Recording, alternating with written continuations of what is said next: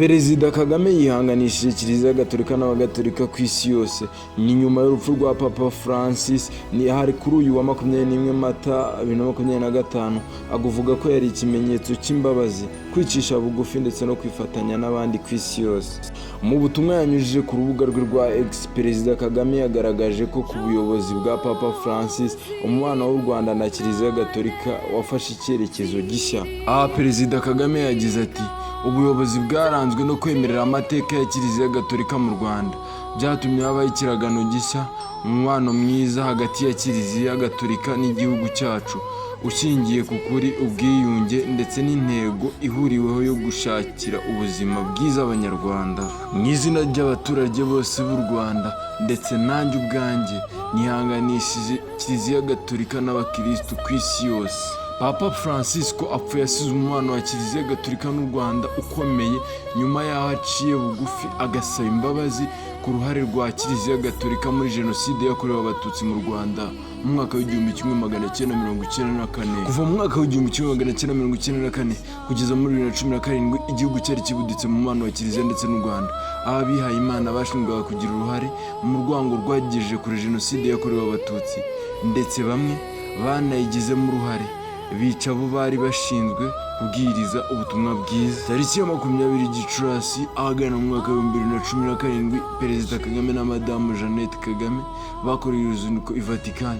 Umukuru w'igihugu yakiranywe n'umushumba wa Kiliziya Gatolika bagirana ibiganiro byasize imigozi yari iziritse umubano w'impande zombi ucitse. Icyo gihe Papa Francis yasabye Imana imbabazi ku byaha ndetse no gutsindwa kwa Kiliziya Gatolika n'abayo bose barimo n'abihaye Imana batwawe n'urwango ndetse n'ubugizi bwa nabi bagaca ukubiri n'inshingano zabo z'iyogezabutumwa mu byabereye u Rwanda.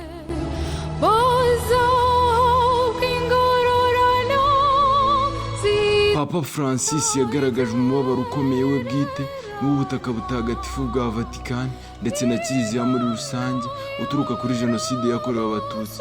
Anagaragaza kandi kwifatanya n'abahekuwe ndetse n'abakomeje kugerwaho n'ingaruka za Jenoside yakorewe Abatutsi mu Rwanda muri Mata 1994. Nyir'ubutungane Papa Francis yicishije bugufi yemera imyitwarire mibi yaranze ibyo bihe ndetse kandi isiga icyasha isura mbi Kiliziya Gatolika. Izo mbabazi zazigiye kuko umwuka utari mwiza hagati y'impande zombi ndetse na bamwe mu bihaye Imana bavuga ko hari abashaka gupfukamisha Kiliziya. Papa Francis apfuye asigiye u Rwanda umukaridinari umwe ariwe bita Antoine Cardinal Kambanda. Ubu ku nshuro ya mbere mu mateka ya Kiliziya Gatolika mu Rwanda umwe mu batora Papa azaba ari umunyarwanda ariwe Antoine Cardinal Kambanda. Ni nyuma yuko Antoine Cardinal Kambanda azamutse muri urwo rwego akagirwa karidinari, byari ibyishimo kuri Kiliziya y'u Rwanda kubona umuntu nk'uwo. Kiliziya Gatolika ifite ibikorwa remezo bikomeye mu Rwanda. Usibye ibijyanye n'iyobokamana ifite amashuri asaga 2700 ndetse n'ibigo nderabuzima byinshi cyane mu gihugu cy'u Rwanda.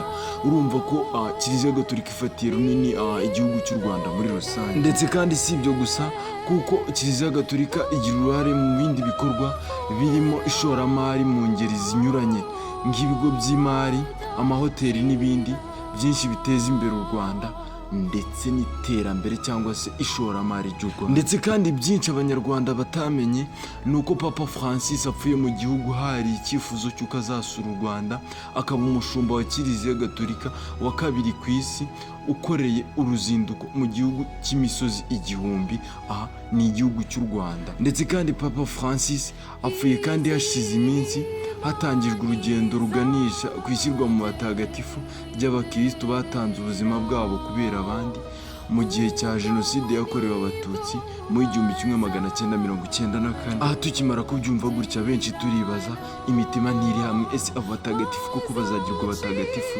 Njye nawe Happy BNN TV. Kandi wategeka ibihugu